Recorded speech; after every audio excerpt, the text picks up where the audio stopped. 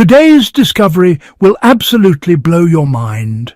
For 2,000 years, one mystery has haunted archaeologists and treasure hunters alike. Where is the final resting place of Cleopatra VII and Mark Antony? But here's what's incredible. We may finally have the answer. Recent excavations have revealed something extraordinary.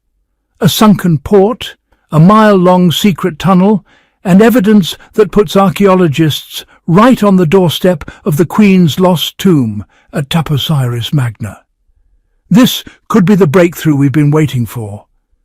Before we unveil these incredible treasures, make sure to subscribe and hit that notification bell. Trust me, you don't want to miss the ancient mysteries we're about to reveal. The 2,000-year-old puzzle. Picture this scene with me. Somewhere between the waves of history and the sands of legend lies one of archaeology's greatest mysteries. We're talking about Cleopatra VII, the last queen of ancient Egypt. She was immortalized as both a brilliant ruler and a master strategist. Her death, along with that of Mark Antony, mark the end of the Ptolemaic dynasty, the end of ancient Egypt itself, and the beginning of Roman Egypt. But here's the puzzling question that has baffled historians for centuries.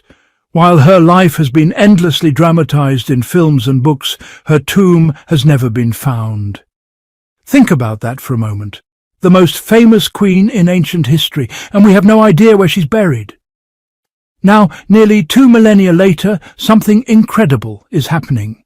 A team of archaeologists and underwater explorers, led by the indomitable Dr. Kathleen Martinez, may have uncovered the missing link in this ancient puzzle. Discovery number 1. The Sunken Gateway. What did Dr. Martinez and her team find? Pay attention to this incredible discovery.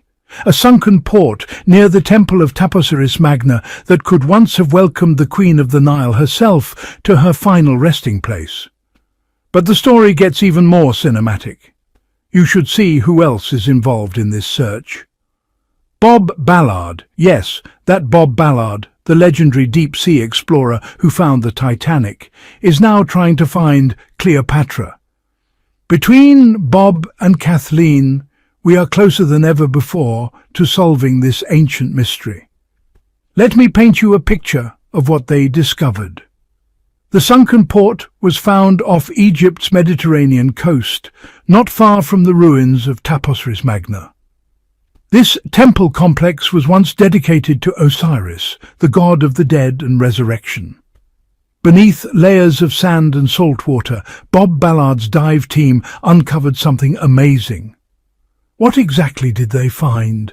Elegant limestone blocks, structures 20 feet tall arranged in rows, smooth columns, and the skeletal remains of ancient storage jars and ship anchors.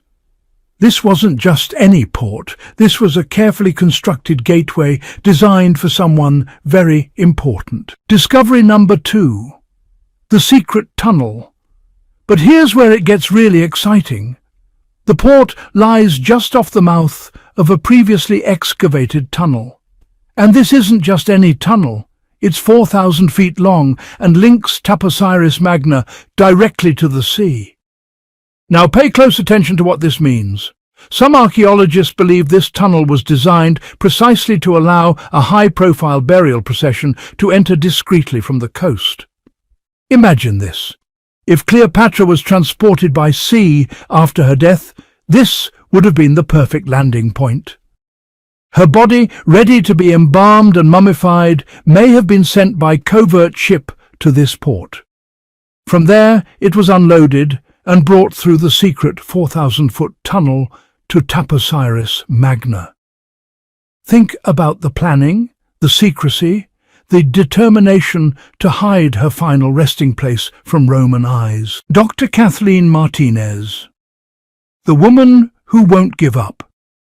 Now, let's talk about the remarkable woman behind this discovery. Dr. Kathleen Martinez is no stranger to controversy, that's for sure. A Dominican lawyer turned archaeologist, she has spent nearly 20 years excavating Taposiris Magna based on one driving theory. Dr. Martinez firmly believes with all of her heart that Cleopatra and Mark Antony were not buried in Alexandria, as many scholars believe. Instead, she thinks they were secretly interred in the Taposiris Magna temple, away from the prying eyes of the vengeful Romans. But why would Cleopatra choose this location? Well, here's the fascinating answer. Alexandria had fallen. The city, once the intellectual jewel of the Mediterranean, was now a Roman outpost.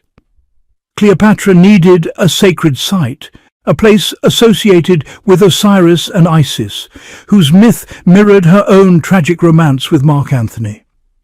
This would ensure their eternal union together, and of course keep the Romans away from her body. In Martinez's own words, she had to choose a location where she could feel safe for her afterlife with Mark.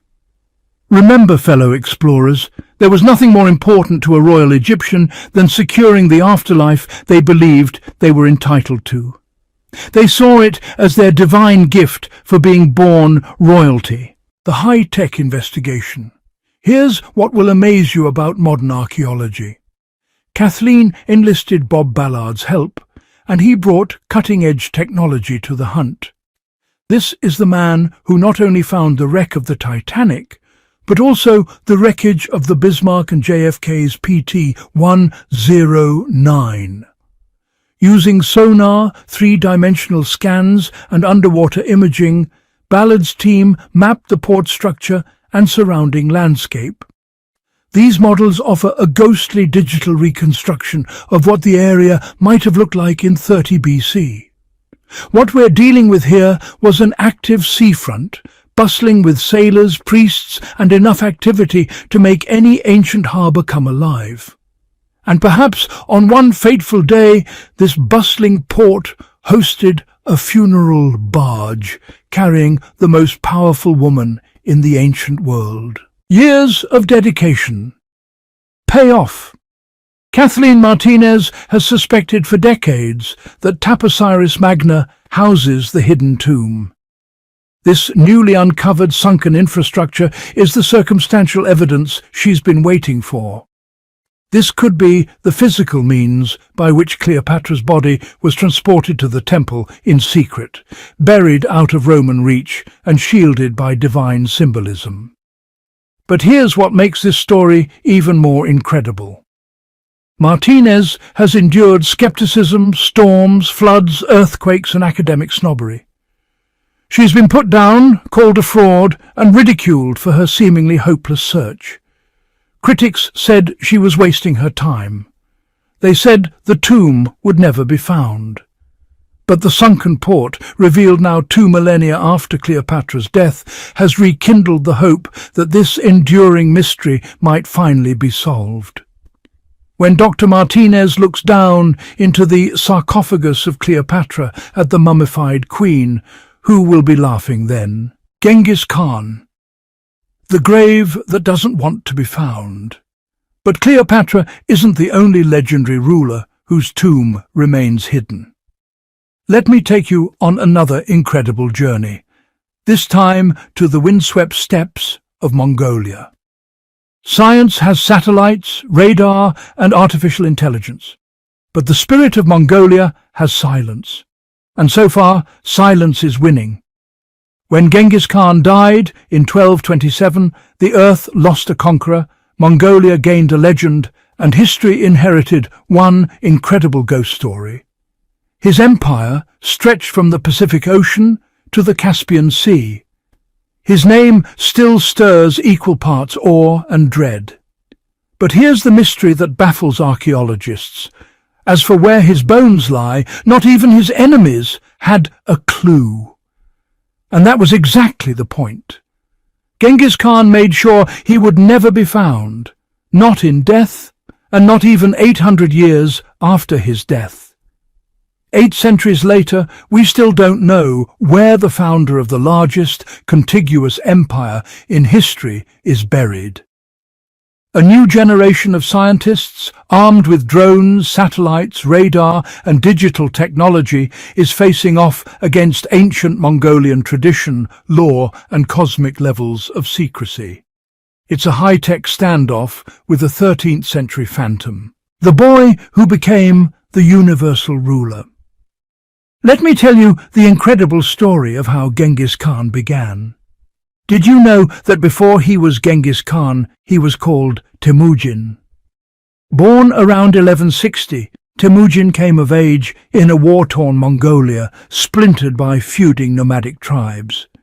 His father, Yesugei, was a minor warlord who had the misfortune of being successful. And in the ancient world, success often meant assassination. Someone poisoned Yesugei before Temujin was 10 years old. Here's what happened next, and this will give you chills. Poor little Temujin fled to the mountaintop sanctuary of Burkan Khaldun, a holy peak in the Khenti Mountains. There he reportedly dropped to his knees, prayed to the eternal blue sky, god Tengri, and made a pact with destiny. And incredibly, it worked. He returned and began building alliances faster than any warrior could ride his horse across the steppes. By 1206, Temujin was crowned Genghis Khan, a term which loosely translates as universal ruler in English, or as explorer Albert Lynn put it, the king of everything. The newly crowned Khan then proceeded to unify Mongolia's warring tribes and launch an empire that swallowed most of Asia and caused panic in every city across medieval Europe. But through it all, Genghis Khan never forgot the mountains. He died in 1227 during a campaign against the Western Xia Empire in northern China. The cause has never been confirmed. Some say he fell off his horse. Others claim he was shot with an arrow, assassinated, or taken down by the bubonic plague. There is even a rumor that he was killed by a Western Xia princess, though I won't go into the gruesome details. But here's what matters. What came next? Utter silence. His body was brought back to Mongolia and it disappeared. No tomb, no records, no relics. Pay attention to these incredible stories.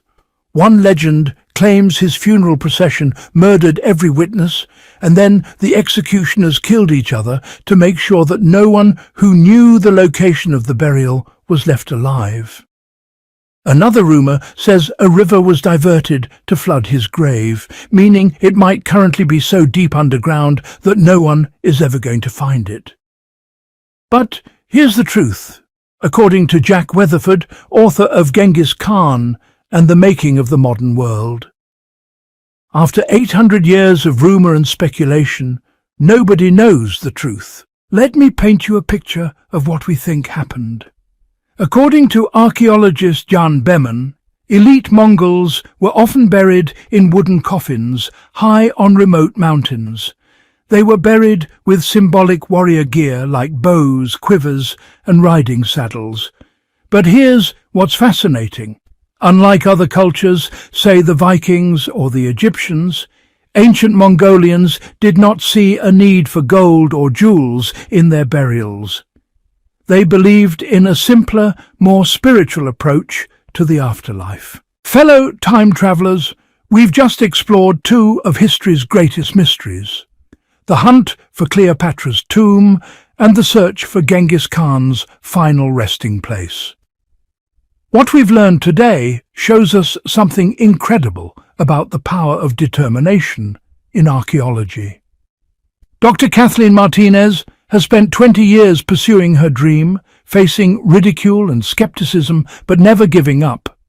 And now, with Bob Ballard's high-tech investigation and the discovery of the sunken port and secret tunnel, we may be closer than ever to finding Cleopatra. As for Genghis Khan, his tomb remains one of the greatest mysteries in all of archaeology. 800 years of silence, protected by tradition, geography, and perhaps the will of the great Khan himself. Now it's your turn to join the investigation. What do you think? Will Dr. Martinez find Cleopatra's tomb at Taposiris Magna? Do you believe Genghis Khan's grave will ever be discovered? Share your theories with us in the comments below. And here's a question for fellow history detectives. If you could choose one lost tomb to discover, whose would it be and why? Don't forget to subscribe to Treasures of History and hit that notification bell. In our next episode, we'll travel to another incredible archaeological site and uncover more mysteries that have been buried for millennia.